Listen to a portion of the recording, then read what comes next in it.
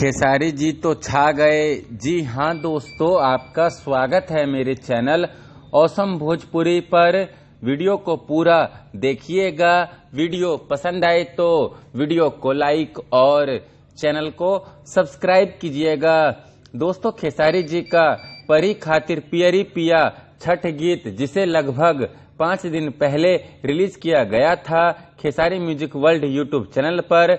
दोस्तों, खेसारी जी का यह छठ गीत काफी तगड़ा है और खेसारी जी का यह छठ गीत बज भी खूब रहा है।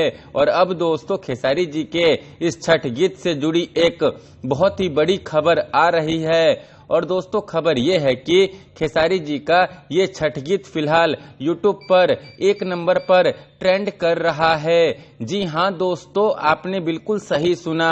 दोस्तों, खेसारी जी का परी खातिर पियरी पिया छठ गीत फिलहाल यूट्यूब पर ट्रेंडिंग के म्यूजिक सेक्शन में 1 नंबर पर ट्रेंड कर रहा है, जो कि भोजपुरी इंडस्ट्री के लिए, भोजपुरी भाषी लोगों के लिए गर्व की बात है। खैर, आप लोग इस छठ गीत को ज्यादा से ज्यादा देर तक यूट्यूब पर 1 नंबर पर ट्रेंड कराइए। धन्यवाद। फिर मिलते हैं दोस्तों किसी नए वीडियो में। वीडियो पसंद आए तो वीडियो को लाइक और चैनल को सब्सक्राइब कीजिएगा।